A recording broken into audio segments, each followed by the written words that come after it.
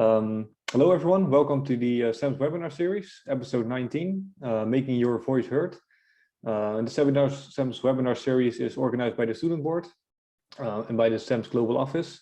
And we try to provide you with insights on all the current trends in business education and in the CEMS community with great, knowledgeable and passionate speakers. And one of them is among us today, Professor Connson Locke. Welcome. I will now hand over the floor to Julia Backmann, who is Associate Professor at University College of Dublin, who will moderate this speak. Yeah, thank you so much for the nice introduction. Great that so many actually have already joined. That's fantastic. And also a warm welcome from my side. It's a pleasure to be here and also to listen to the talk. And I'm Julia Backmann, and I work at UCD, the University College Dublin, and there I'm teaching the Global Leadership core module in the second term of the CEMS program. So that's how we are also connected. So I just finished that one up. But I'm not the one in the spotlight here today. So I would like to introduce our speaker for today's session on making your voice heard. So welcome, Connson Locke. Great to have you here today in class. That's fantastic. So she actually works in the Department of Management at LSE in London. So there she teaches topics such as leadership, organizational behavior, so like a psychology of organizations, basically, decision making and negotiations. And she also just joined the CEMS crowd and teaches the global leadership class at LSE. She holds a BA in sociology from Harvard and also a master's in business administrations from the University of California at Berkeley, where she also did her PhD in organizational behavior. And her PhD topic was not the same, but related to what she will be speaking about today as well. So before she joined the academic context again, she worked for more than 15 years, I think it was, as an educator, manager, and management consultant in different regions of the world, so mainly the States and also Asia Pacific. And among other things, she had actually held a role as a trainer, training and development manager at the Boston Consulting Group. The experiences she made there actually also fed into the book and the talk that we will talk about today. So Connson actually just published a book, congratulations again, by the way, on making your voice heard, and that focuses on how to influence others, and especially others that have more power than you. So it's about upward influence, if you will. And it's a highly relevant topic, not just in the business world. I also say that it comes handy in a lot of private non-business situations these days. And when we talked about the topic before, we talked a little bit about her journey and what motivated her to write the book in the end. And she said, actually the first contact where she actually really realized how important that might be was when she was still working for BCG. And she was asked to design and teach a class on how consultants can influence their bosses and argue more with the bosses. So you wonder why people might want that, but like consultants are the ones that do all the groundwork, collect the data, and analyze the data. So they have a totally different perspective on things. If then the bosses try to make sense of the situation, they need the arguments, the dissent also that's coming up from their junior colleagues and their subordinates. And it was quite difficult to teach because they felt a little bit reluctant to speak up and argue with the bosses because they felt that it might have repercussions for their career. So this experience there, paired with her own experiences of problems with arguing with bosses and speaking up and making the voice heard, actually led her to write the book. And there is research on a lot of related topics. There's nothing that really brings this upward influence perspective together. So her book actually focuses or brings a lot of different disciplines together. So sociology, psychology, management, but also behavioral economics. So a lot of different disciplines that she is looking into. And what I actually just read her book as well, and I found quite fascinating that while it is really very grounded in research and very informative, it is very practical and applied. So you have a lot of learnings from it that you can directly apply, yeah, to your working context or private lives. So yeah, without further ado, I would really, yeah, say thank you for being here, and I'm very much looking forward to your talk today. Thank you, Julia. Okay, so shall I get my slides up then? So thank you for that great introduction. Basically, this is, as Julia was saying, this is not a book about my research. This is a book about what I teach. And I wrote the book specifically to kind of with my students and alumni in mind. You know, I'm aiming this at people who are sort of mid-career and thinking about how do I move up in the organization? How do I get my voice heard? How do I make a difference? And that was who I had in mind when I wrote the book, which is why I wanted to make it very practical. It's, if you look on the back of the book, it actually says personal development, which is only one little step away from self-help. But you know, I'm proud to write a self-help book. Self-help books were always very useful to me. So this is all about personal development. There's a lot in there with little anecdotes and examples of people and practical tips and exercises you can do. So it's not an academic book in any way. However, it is grounded in academic research. So I've got citations throughout the book because I expect my students to cite, so I also cite. Okay, so what are you going to learn today? Well, I'm going to talk a little bit about what I cover in the book. The book has three main sections. The Face You Show the World is about nonverbal communication, the face you show the world, obviously, influence tactics, you know, all of those sorts of things. The inner self. So this was the part of the book I enjoyed writing the most, because this reflects a lot of the journey that I took from, you know, it's about resilience, self-confidence. How do you deal with failure? How do you deal with this voice in your head that's trying to undermine you and tell you that you're terrible at things? Like, how do you overcome that? And so this, and for me, the reason this part of the book has so much meaning for me is because, I don't know if you'll believe this, but when I was a teenager, I was painfully shy. And I remember one time, my family was on vacation and we were in a hotel, and my mother said to me, we were in the hotel room, and she said, "Can you go downstairs and ask the people at the front desk for a newspaper?" And I don't know how old I was. I was maybe 15 or 16, right? Old enough to go down and ask for a newspaper. And I still remember this because I was terrified. I was like, you want me to what? You want me to go talk to a stranger and ask for something?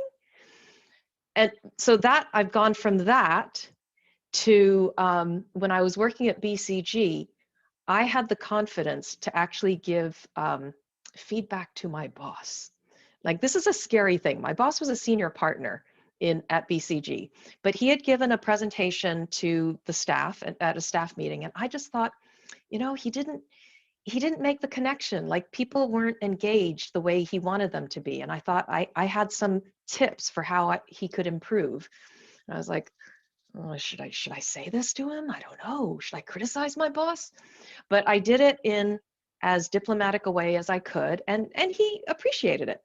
So that's the journey that I've been through, going from someone who couldn't even ask for a newspaper at the front desk to someone who could give unsolicited advice to her very senior boss. And so that's what I'm hoping, you know, that's what the book reflects, is this journey. And then the third aspect that's really important is the social context, because we have to understand the context that we're in. And in the social context, I talk about gender bias and culture. Okay, but here, I'm just going to speak for probably about half an hour, and then we'll have plenty of time for questions. So start thinking about the questions you want to ask. One of the basic concepts that I think is really important for thinking about how do you influence people. So on the previous slide, when I talk about upward and lateral, upward are people above you in the hierarchy, and lateral are people who are at the same level as you.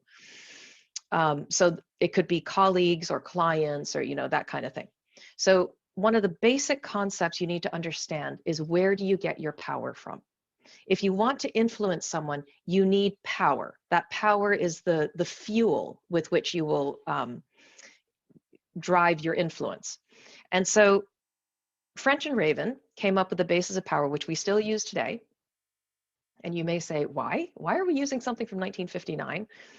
Well, just like human physiology hasn't changed much. You know, like humans thousands of years ago, we still need to eat food, drink water, exercise. Human psychology, certain aspects of human psychology haven't changed either. So we still use the basis of power, and there are 5. So 3 of these are not so useful for upward and lateral influence, but I'm going to tell you what they are anyway. So you can see the language here. We're talking about the target and the agent. So you are the agent. You're the one who's trying to influence, and the target is the person you're targeting. So you've got legitimate power, which is the target feels obligated to do what you say. Remember, influence, you're trying to change something. You're trying to change someone's behavior or attitude.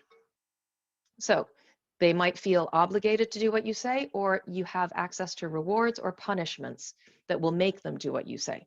Now, these are not so relevant for upward influence, because this is more like if you're the boss, if you're using downward influence. These 2 are much more relevant for upward influence, and that's expert power and referent power. So you can see the definition here.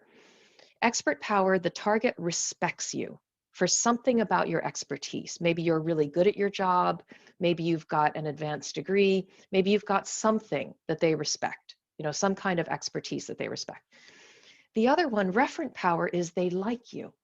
So it's something about your personal qualities. Maybe you have integrity, or you're very friendly or cooperative, or, you know, whatever it is that they like. But your expert and referent power will differ with each person that you're dealing with. And especially referent power. It really depends on your existing relationship with them. Okay, so how do you build an expert and referent power? Hopefully you can tell, is not something that you turn on and off overnight. It's something you build over time. It's essentially your reputation. So how do you build this reputation? Well, part of it is you have to be really aware of your communication skills. And this is where I get into a little bit of the, you know, this is the face you show the world. One of the basic things you need to know is that there are 4 channels of communication. So we've got kinesthetic, which is the channel we don't use anymore. Shaking someone's hand, patting them on the back, you know, we communicate something through that, through touch. Visual is what we communicate through what you can see, and there is a lot that you can communicate through that channel. So for example, you can see if I'm male or female, you can see my race, you can see my facial expressions, my body language. These are all things that you communicate through the visual channel. Paralinguistic goes with the last channel of communication, which is linguistic. So paralinguistic is the voice, but not the words. Linguistic are the words. So linguistic is essentially the transcript of what I'm saying. Paralinguistic are the sounds. So it's all the vocal qualities, like how loud am I speaking, how fast am I speaking, what's my accent, am I pausing, am I laughing, am I, you know, all of these things, am I saying all of these things that are not actual words are part of the paralinguistic. Okay, so I like to make you aware of the 4 channels of communication because it's important to think about them strategically. Now, actually, first of all, before I go into that, I'm going to run a little poll. Okay, so I've just explained the channels of communication. How many channels are we using on this webinar? I love running this poll because I have never yet gotten 100% of people answering correctly.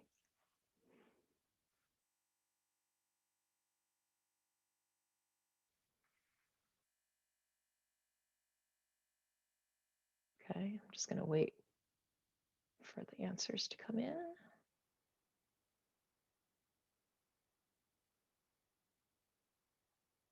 Okay, let me share the results. This is exactly what I get every single time I run this poll. Doesn't matter who I'm running this with. I get the vast majority of people get it right. It's 3 channels of communication. And then I get a few people that say 2 and a few people that say 4. So the reason it's 3 channels of communication is because there's only one that we're not using, and that's kinesthetic. Now, for those of you who said 4, I have had students argue with me saying, yes, but you said proximity. Isn't it like proximity to the computer? No, no, no. Kinesthetic is about that physical, like when you are in the same room with someone, there's the vibe. I mean, neuroscientists have actually studied this. There's something called resonance, where our nervous systems can sense each other, and we sync or we don't get in sync, you know, whatever it is. But that's the kinesthetic, and that's the one we don't have. Like our computer technology, at least right now, does not allow us to touch each other through the computer. But we have all the others. You can see me, you can hear me, and hopefully you can understand my words. So that's 3 channels of communication. Now, the reason I share this with you is because I want you to think strategically when you communicate. If you want to be influential, you have to think carefully about how you communicate. And if you're going to communicate something like, I don't know, you disagree with someone, if you send it to them by email, you're using 1 out of 4 channels of communication, which means you're increasing the likelihood of being misunderstood. They can't hear the tone of voice with which you type that email, and they might misrepresent it. They might misinterpret it. So just be strategic when you think about this. Also, I often get the question, what's different about the online environment? And most of this remains the same, regardless of online or offline. But there are 2 things you need to think about in the online environment that we don't normally think about in the offline environment. And that's lighting and sound quality. Because, you know, only directors think about lighting and sound quality. Like normally we don't have to think about that. But when you're online, you do need to think about it. So you need to think about, am I being lit up properly? And can people hear me properly? Because how can you be influential if they can't see you and they can't hear you properly? So it's really worth investing in a good pair of headphones, especially if you're going to go through like job interviews or something like that. I actually ended up with this pair of headphones because I was on a call with someone else and I was like, wow, your voice sounds really clear. What are you using? And it's, by the way, before you ask, it's Jabra Evolve. I should get a cut from them actually for all the promotion I'm doing for their headphones. But so you have to be heard, you have to be seen. But in addition to that, one of the things I want to point out here is the paralinguistic channel. We don't spend enough time thinking about how we use the paralinguistic channel. But if you go on YouTube and you listen to Martin Luther King Jr., he's amazing. What he does with his voice, it's amazing. He's not monotone at all. He is the complete opposite of monotone. And that makes him more engaging. So I would encourage you to, next time you have a presentation coming up, record yourself, like just the first 2 minutes, 3 minutes, play it back, hear how your voice is doing, and push yourself to try to use more pitch, more variety, some pauses. Okay, so, but coming back to leadership and influence, what are the nonverbal behaviors that are really important for influence? Well, it's essentially what you learn in presentation skills training. And I used to teach presentation skills training when I was at BCG. So when I went to do the PhD, I was interested to know how much of it was supported by research. And some of it is supported by research, but what's interesting is most of it isn't. Like in presentation skills training, you learn like this long list of things you have to pay attention to. And usually you're going, wait, how am I supposed to remember all of this? Well, here's the list that's actually supported by research. It's 6 things. So this list shouldn't be surprising to you, but it should be surprisingly short. All you need to worry about in order to look confident and to be more influential is your eye contact. And I specify eye contact while speaking. Eye contact while listening conveys warmth. Eye contact while speaking conveys confidence. Speaking audibly, obviously, therefore the headphones. Speaking fluidly. Now, if anyone has ever told you that you speak too fast, do not start speaking slowly because then everyone is going to fall asleep. What you should do is throw in pauses. Speak at a normal pace, but then pause. Now, don't pause in the middle of a sentence. Pause where you would normally put, say, a comma or a full stop, something like that. But pausing is really effective. It actually makes you sound more confident. What doesn't make you sound more confident are filler words. So that's why I put on the slide no fillers. Filler words are like,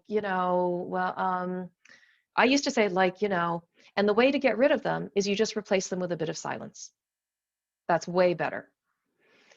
Using confident gestures, that means no fidgeting, no playing with a pen or playing with your hair kind of thing. Standing up straight, or in this case, sitting up straight.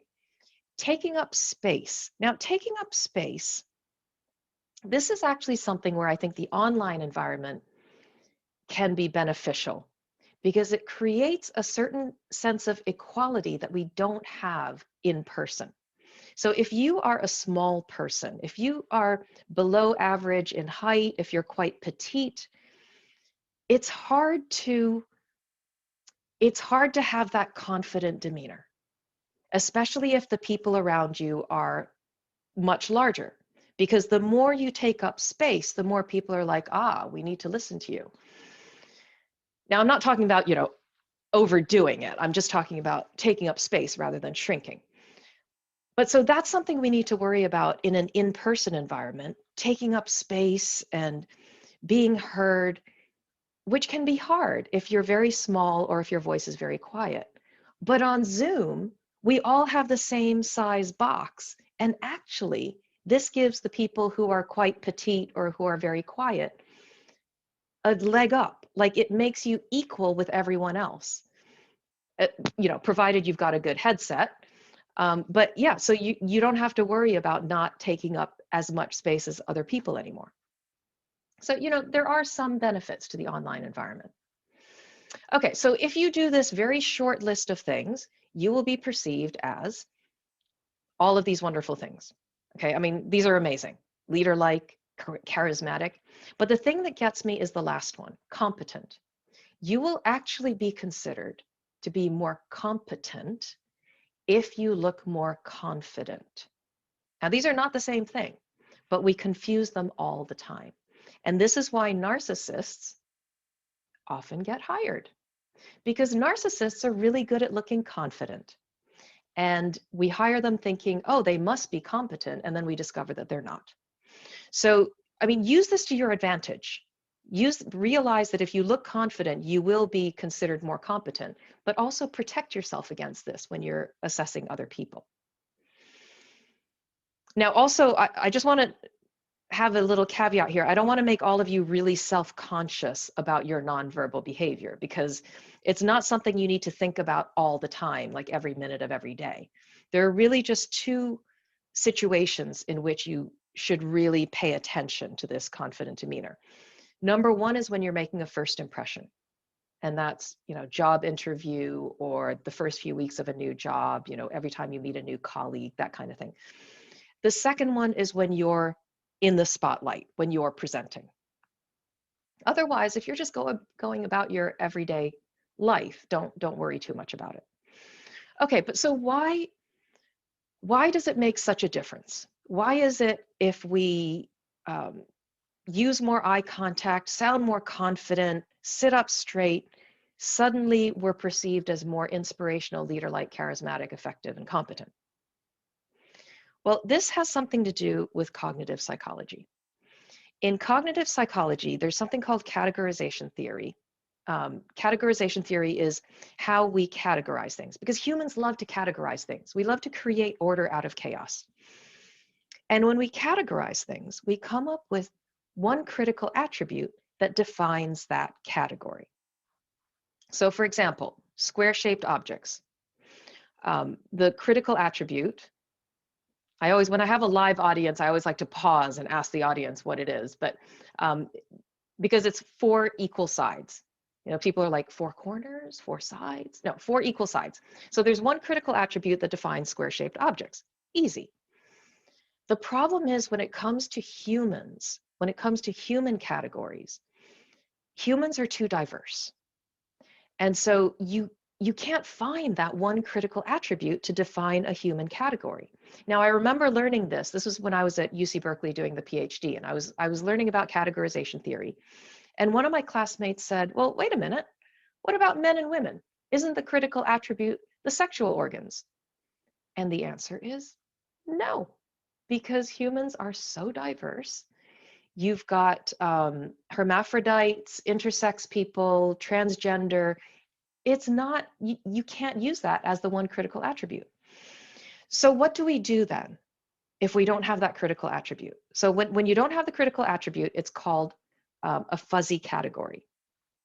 And the way we deal with a fuzzy category is we create a prototype in our minds of what we think are the most representative attributes of that thing. And so to give you an example, I saw one of my daughters doing this when she was quite young. My kids are teenagers now, but when one of my daughters was probably about 4 or 5, which is around the age that children realize, oh, I'm a girl, you're a boy, we're different, or at least we're supposed to be different. And so she was clearly trying to figure out what a girl was. And I know this because we were playing a computer game. I don't know if you remember the Wii. So we had the Wii and we were going to play a game. And I had to choose an avatar. So she was like, oh, mommy, choose the one in the pink dress. And I was like, I don't know. I don't like pink. And she was like, mommy, that means you're not a girl. Because clearly liking pink was part of that abstract composite of what she thought were the most representative attributes of a girl. Now, she's grown beyond this now. She no longer likes the color pink, and she has revised her representative, her prototype of what a girl is. In fact, we had to repaint her bedroom recently to blue. But this is what humans do all the time. So this is how we create that, we make that judgment. And so the question is leader a fuzzy category?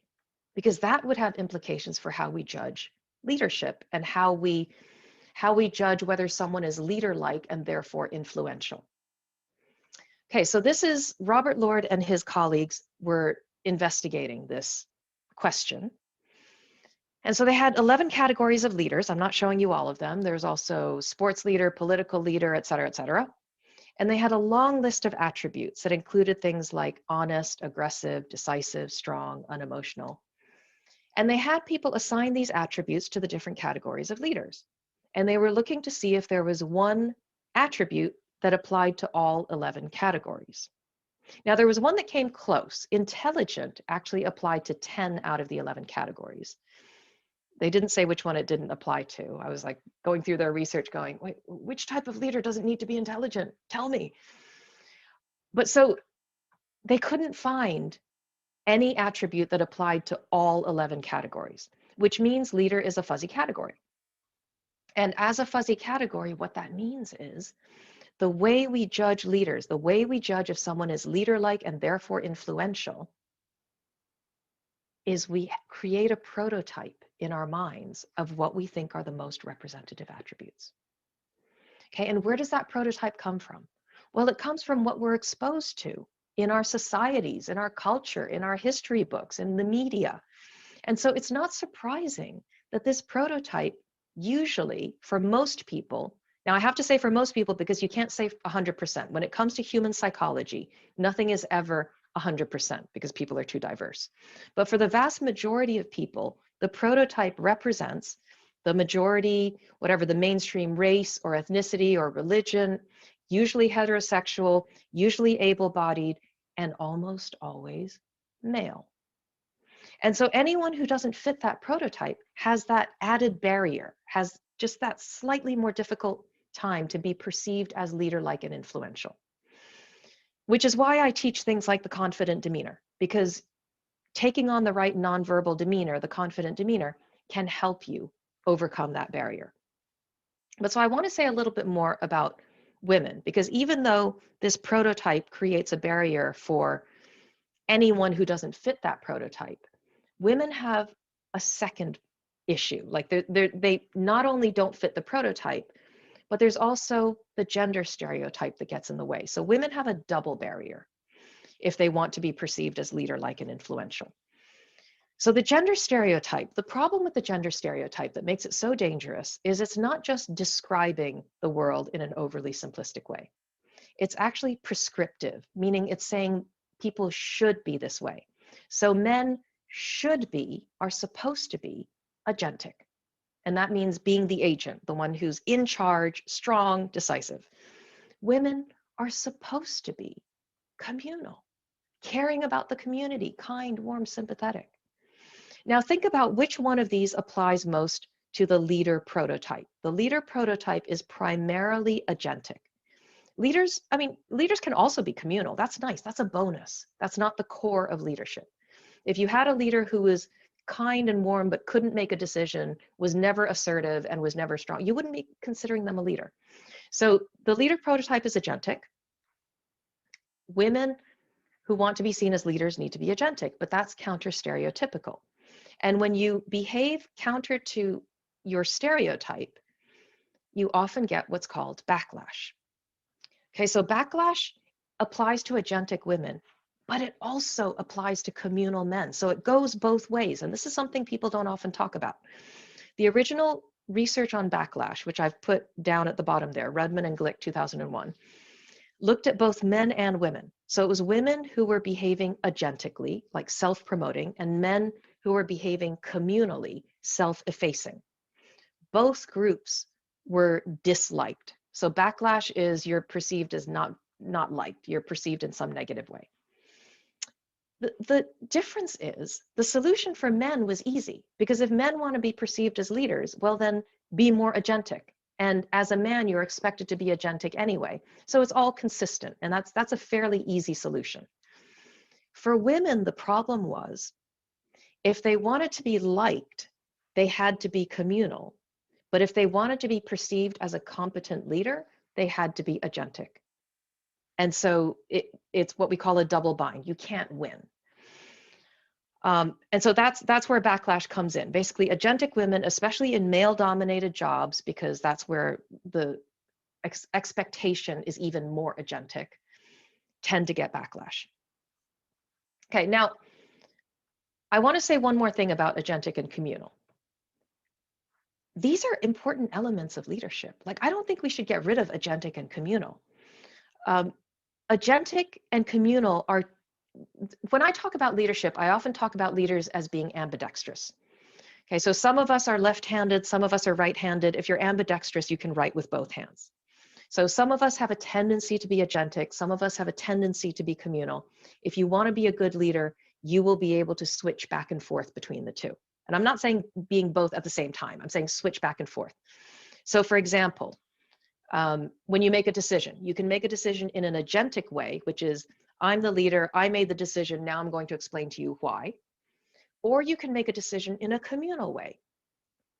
Let's make this decision together. I want to hear your input. Let's reach consensus here. And there will be some situations in which it's really important to use that communal method of making a decision, like when you need to get buy-in, when those people are the ones who are going to implement the decision. And so being able to use both is critical for leadership. Okay, now let me run my last poll here, because I am curious as to what your answer will be. In your organization, how would you describe the typical leader? Would you say mostly agentic, mostly communal, or a fairly equal balance of both?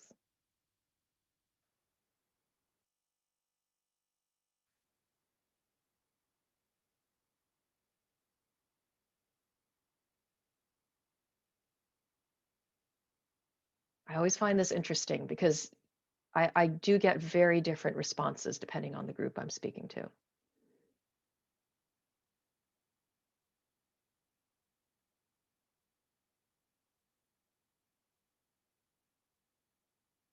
Okay. Last couple of votes coming in.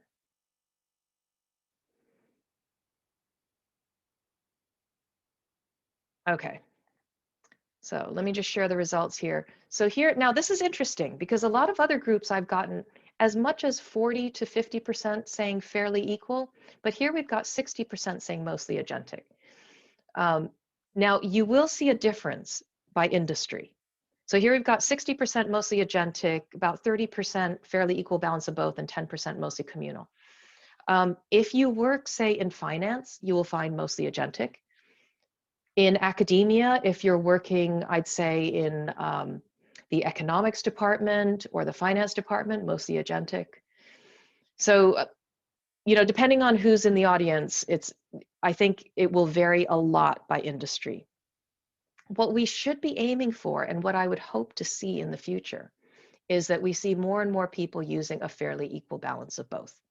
Because I think that is not only good leadership, but it's also what people want. They want to be able to participate. They want their leaders to communicate with them and listen to them.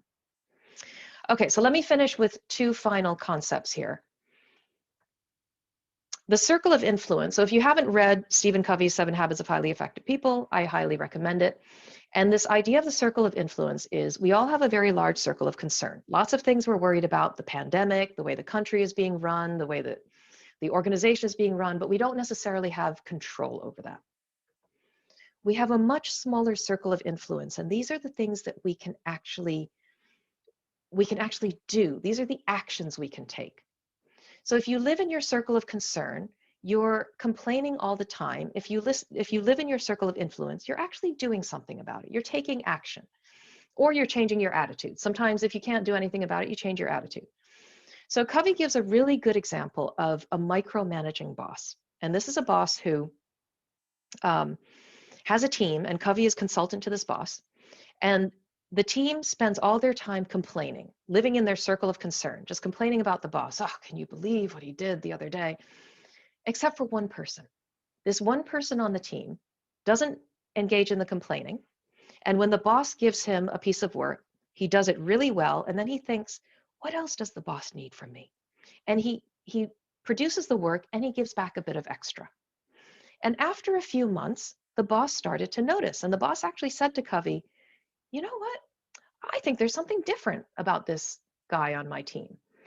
And the boss stopped micromanaging that person. So the point here is, if you live in your circle of influence, which is what that guy was doing, he wasn't engaging in the complaining. You can't change your boss's behavior, and complaining about it isn't going to help. Instead, he focused on his own attitude and his own work. And as a result, his circle of influence got bigger because he got noticed. Okay, the last thing I'm going to do here, and I'm not going to be able to see if you're doing this with me, but I hope you do, is imagine there's an energy scale that goes from 1, you're practically asleep, to 10, you're ready to go for a run. Okay, sit in your chair like you are a 1. Okay, sit like you're a 1.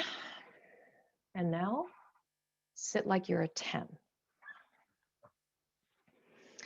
Okay, what you should have felt, all you did was change the way you were sitting in your chair. What you should have felt was your internal energy shift a little bit. And I like to use this example to show you how easy it is to manage your energy, because your energy is within your circle of influence. That is definitely in your circle of influence. So and energy is contagious.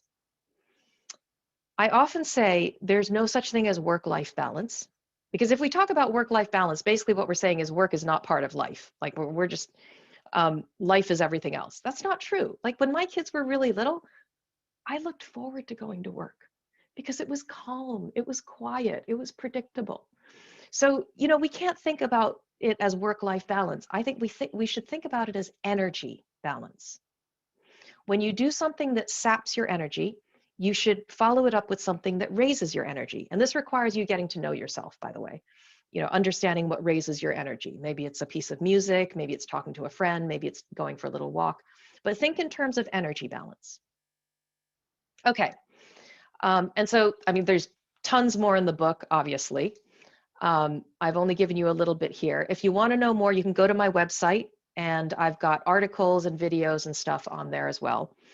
So I just wanted to finish with one little quote, this thing that I have adopted as my mission. So when I turned 50, I'm 55 now. So when I turned 50, it was a really stressful time for me. I was like, oh my God, I'm 50. I'm closer to death than to birth. What am I going to do with my life? And I thought, I want to have a mission. I want to have a mission for the second half of my life.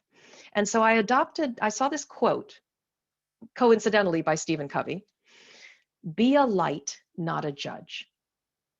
And I thought, you know what? That's cool. That's my mission. I want to be a light, not a judge.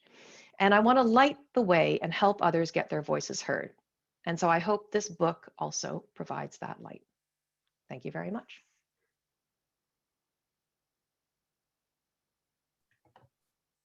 Yeah, thank you so much. I guess in the name of everyone as well for the great talk. And we have already lots of questions still coming in. So that's great. Yeah, let's start with the first one. So you can also vote up the questions if you want. So yeah, feel free to post your questions just one more time or vote the questions and we can attend to them. So the first one is about interruptions when you try to make a point. So how should you deal with such interruptions? Yeah, so my answer to just about every question from my students usually starts with "it depends." And that's true with interruptions as well, because it depends on the status difference between you and the person who's interrupting you. It depends on what they're interrupting for. And so there are basically a few ways to think about this. If it's your boss interrupting you, maybe you let them interrupt. If it's a colleague who has interrupted you many, many times before and is interrupting you again, then I would do something about it.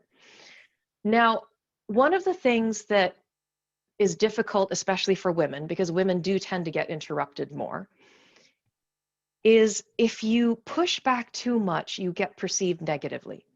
So oftentimes it helps to have allies. So if you know you're going into a meeting with that person again, who is probably going to interrupt you, talk to some of the people you know who are going into the meeting with you and say, hey, could you say something?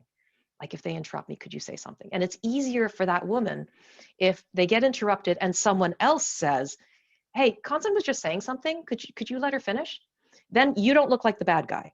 Okay, so that I think is one of the best strategies if you can.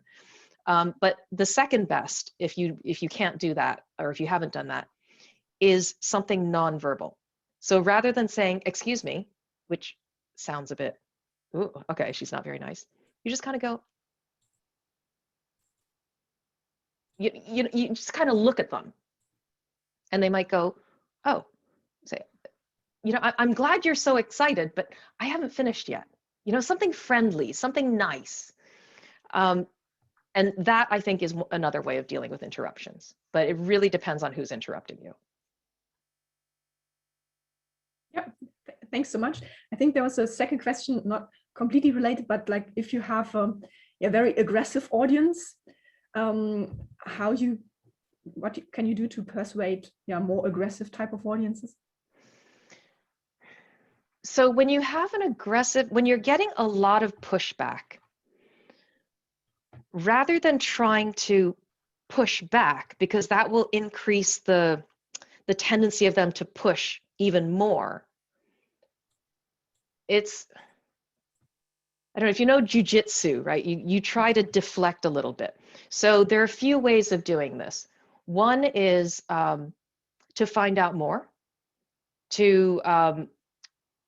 If I was dealing with a one-on-one, I would actually stop pushing and I would say, tell me more. And I would try to understand their side of it. And then I would try to, the more I understood their side and the more I say it back to them. So this is a really good technique. If you understand their point of view and you say it back to them even more clearly than they could say it to you, then they go, oh, wow, you understand me. Okay. And then they're more willing to listen to you. That's if you're dealing one-on-one.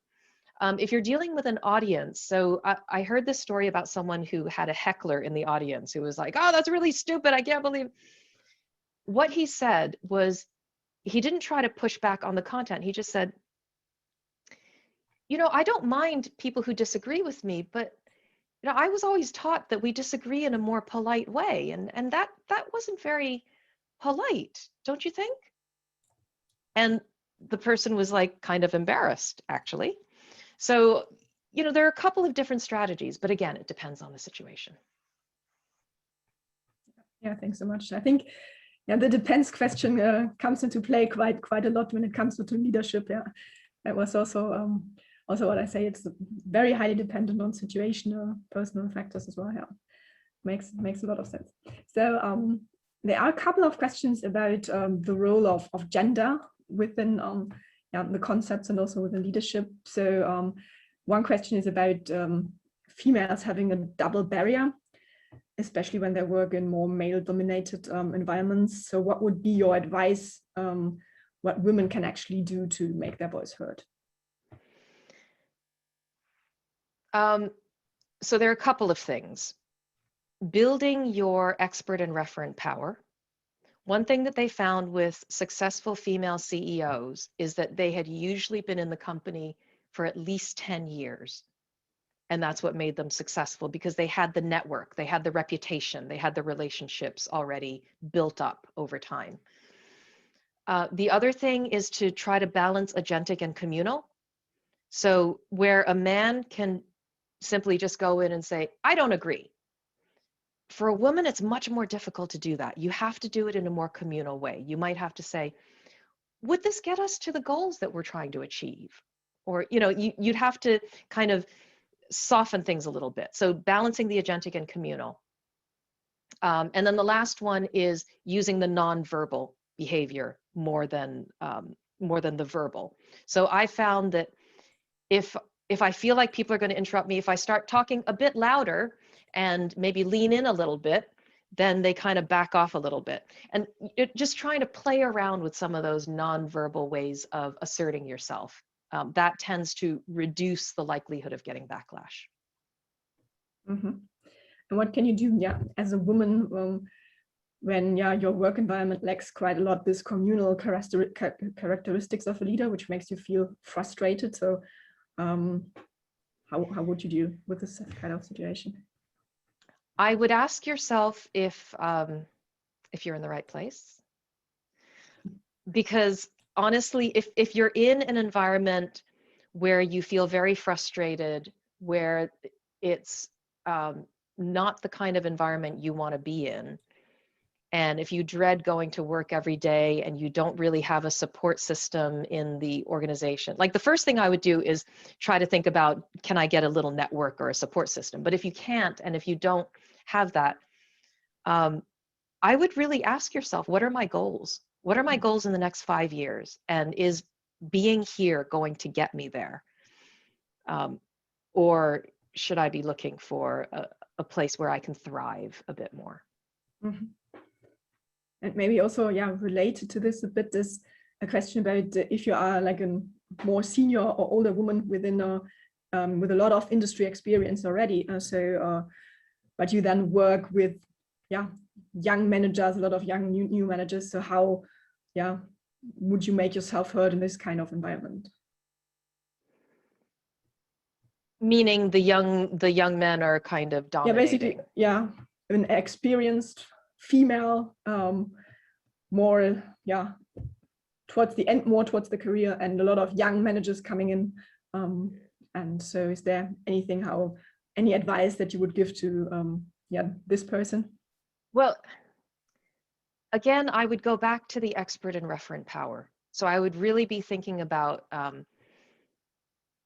so expert and referent power are things that you build over time. And if you've been in the same organization for a while, then you will have those power bases. So the young people coming in, you have stronger power bases than they do. Of course, if you're new as well, then that can cause problems. And what I would do in that case is I would get to know them. I would start talking to them, maybe invite them out to lunch, one-on-one, get to know them, make friends with them, get them as allies, and just try to, once they get to know you, they will start to respect the experience that you have.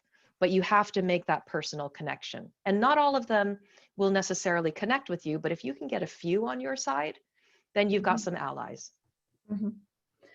Would the answer be quite similar to the question, like if you don't have a very strong power base, or your power base is just not convincing enough in a certain situation, how would you still try to convince others? Is this also like through using allies and trying to get a bigger group together? Or?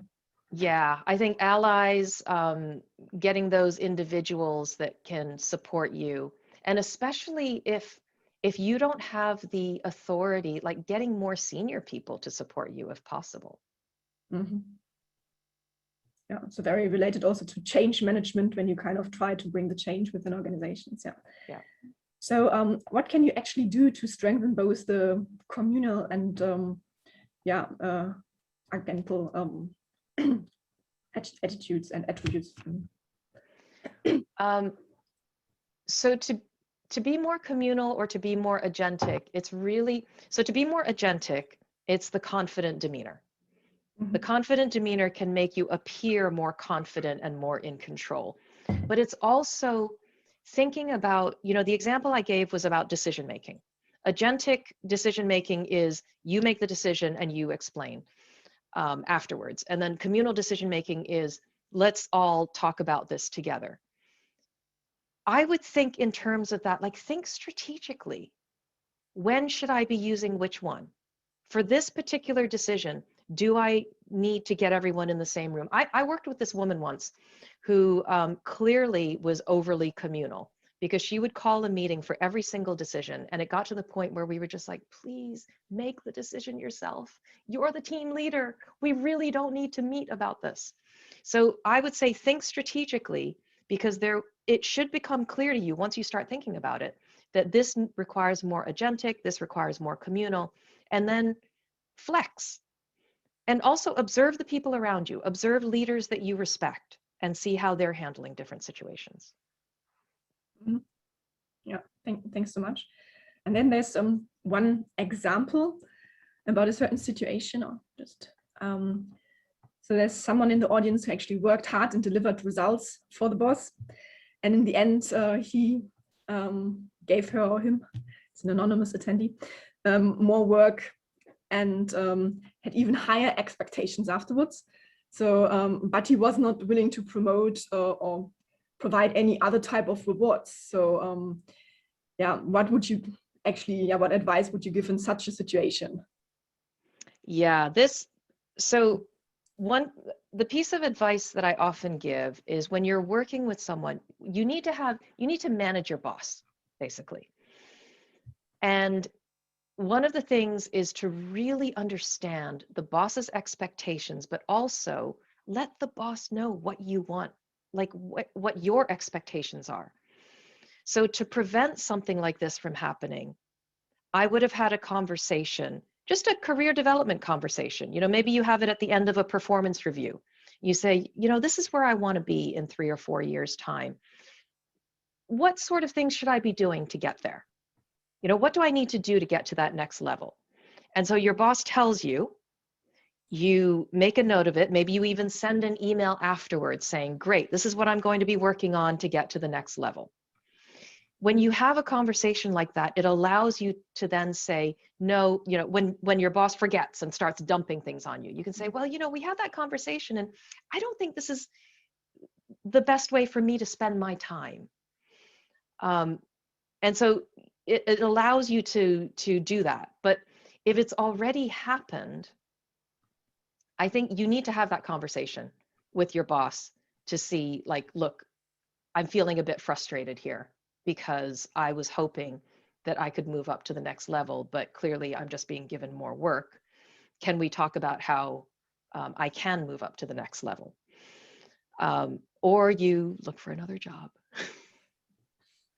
Yeah, sometimes this also should also be on the agenda to think about it at least. Yeah.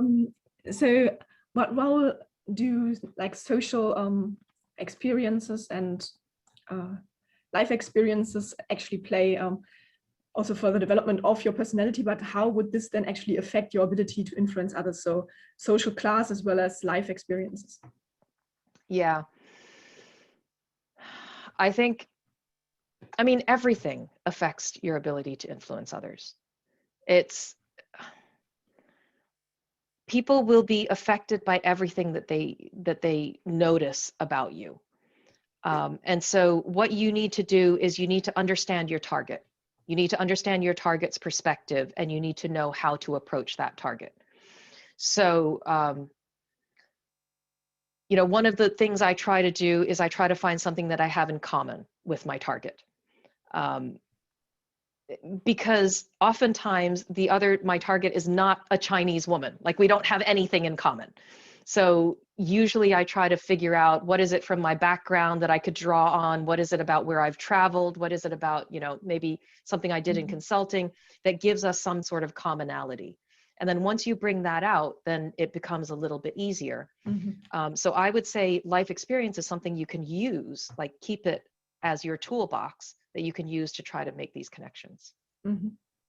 Yeah, makes a lot of sense. So that's why sometimes it's like this in person, like this more informal talks is quite helpful to get the first connection, and then you can use this for business context as well.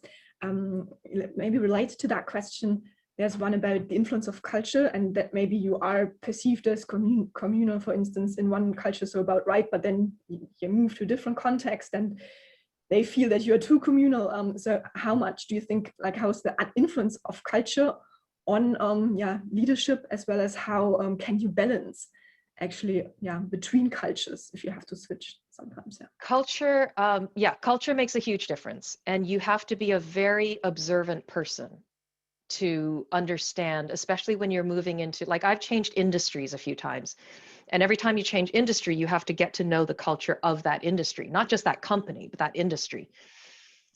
And what I've learned is I usually give it about, well, at least a few weeks. I usually say it takes about 3 months for me to really understand this new culture that I'm in and really get to know things. And so you have to be very observant, ask a lot of questions, get to know a lot of people, and just give yourself that time to get up to speed. And once you understand the culture, then you understand how to adjust.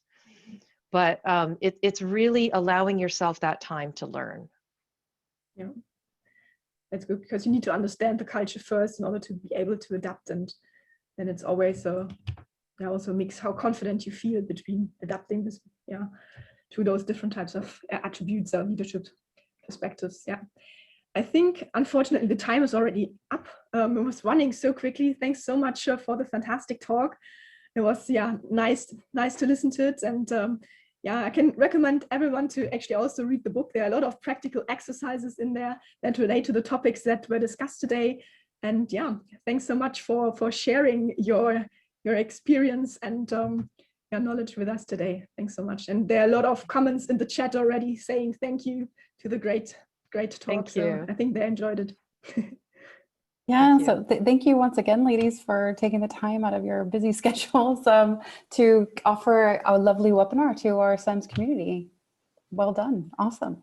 Great. So just a few announcements before we get squared away here.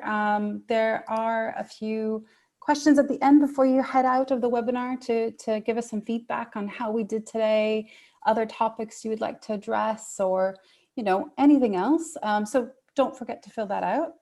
And also, we do have our Corporate Partners Conference coming up just in a few days on the 28th through the 6th, hosted by Cornell. Great topics there. So also the gender gap and the future of work. So make sure to check that out. And our alumni platform is also thriving. Don't forget to connect if you're alumni. Lots of different opportunities there, from networking to other webinars that are upcoming. Engage with our local chapters, the CEMS Alumni Association. So make sure to check that out. And one last announcement is our CEMS podcast.